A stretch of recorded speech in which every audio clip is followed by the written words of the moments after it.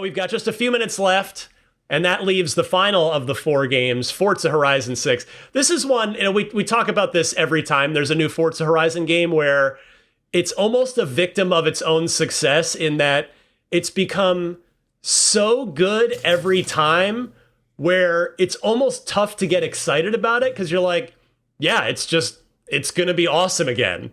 But I think this time, the setting is definitely worth getting fired up for, and that's Japan.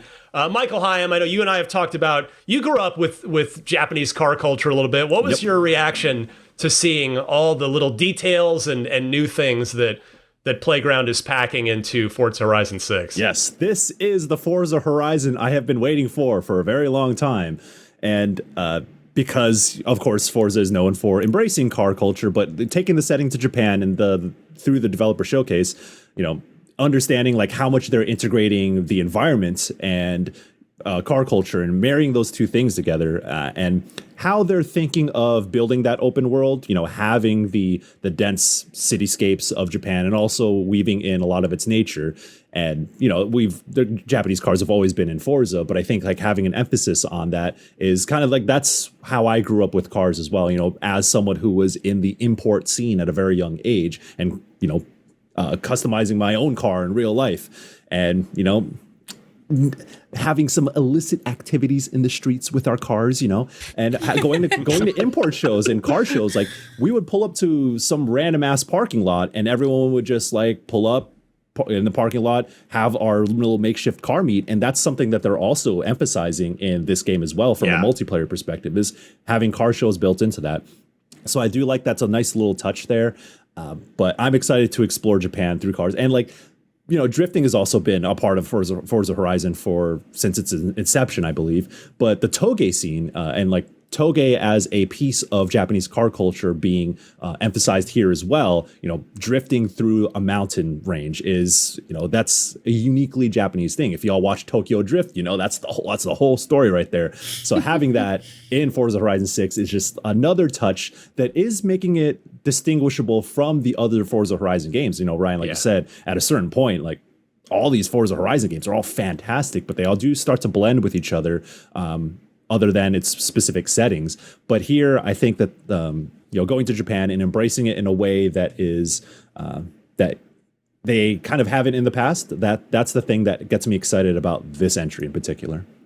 Miranda, what'd you think of Forza Horizon 6? I saw a K truck, so I'm happy. Yep. Yeah. That's what I want to drive. That's all I'm going to drive. Like, I'm not here for win the races. I think they drifted by one that was just traffic at one point in the presentation. Yeah, there was one. We just saw another one, like at least in the back, and I was like, that's what I want. If you guys don't know, this is like a super cute little truck, and it's fantastic. But overall, though, I really miss Japan. If anything, that's what I see. It's like, oh man, I think I'm going to try to go with my friends this year. So hopefully I'll get to go visit. But overall, just looks stellar. Like, as you said, Ryan, it has the Forza Horizon problem of just like, yeah, we can just keep saying the same things. This looks sick. I like that they have stamp cards. They got a journal. They have collectible mascots. The first thing when I saw this, I was like, where's the mascots? Where's the mascot for the races? Like, each one should probably have one, right? Sounds like they have them because mascot culture is pretty big in Japan. So it just made sense. And they've got it. So I'm stoked. Stoked to just drive around and be a goofball. Fixer? Yeah, I really like the look of this as well. Again, I agree with you. Obviously, the success of these games have made it so hard to sort of, you look at it and go, yeah, it's more Forza Horizon, cool. The setting looks amazing. I love the idea of starting with a tourist and building your way up in that campaign, customizable garage, building like the whole open world estate. It looks really cool, and I think that's what I love about it the most, is starting fresh, building my way up, building my car collection. Yeah, I can't say enough. I agree with everything you guys have kind of said. Yeah, and by the way, you already got a Forza in your home turf. So yeah, I don't know, maybe that might, it's understandable if 4 might always be forever your favorite, but you know what? I love all of my Forzas the same way. They're all my children. Okay. I love them all the same. Okay. Yeah, you're gonna tell that to your Fable family as well. Leave my Fable kids alone. No, like I said, it's just I think my favorite thing about the Forza Horizon 6 presentation was just getting confirmation of what I'd already predicted on Unlocked previously, is that it is coming sooner rather than later. May 19th for this. So by the way, May, we now have Forza Horizon 6 and Lego Batman Legacy of the Dark Knight. So two completely different games that I'm very much looking forward to both of them. But Also, I can't wait to drive around this map. You know, it's more gorgeous than ever. The Forza Tech engine just looking even better than ever. I literally can't say a bad word about what I saw from Forza Horizon 6. I mean, they even added more accessibility features, which this is a series. Playground is, to their great credit, has really been one of the leaders, I would say, within Xbox game studios of advancing more and more accessibility features. They said Tokyo is 5 times larger than any Forza Horizon city before it. Wow. The estate that you can just like build out into this mega huge compound. I mean, it's awesome. And you already know it's going to play well. So 550 cars, that I wrote that down too. Like, man, it's just awesome. So, was last thing, one word answer from each of you. Was this your favorite of the now 4 Xbox Developer Directs, Michael?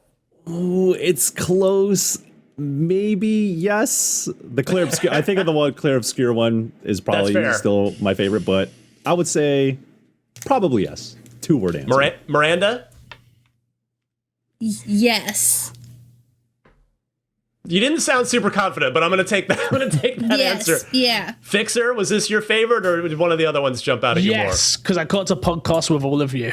Aww. Oh, I love it. And honestly, this was my favorite because just Fable. Fable really just puts it over the top. And like I said, I was super pleasantly surprised by Beast of Reincarnation. I knew Forza Horizon 6 was going to be great. Yeah, I'm so glad Xbox has been doing these. They've made it a late January tradition. I imagine they'll keep doing it because this one was awesome.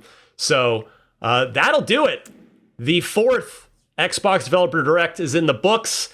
This was the 724th episode of Podcast Unlocked, IGN's weekly Xbox show. Though we do have a second episode coming your way this week on Saturday. Are kind of out of the norm for us.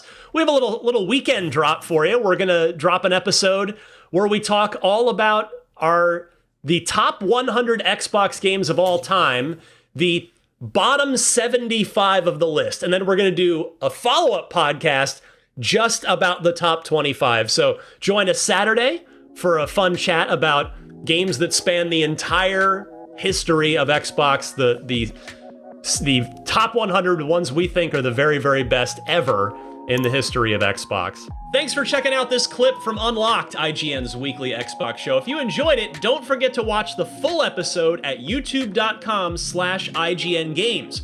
New episodes of Unlocked drop every Thursday on IGN Games, IGN.com, and your favorite podcast platforms. Thanks for watching, and we'll see you next time.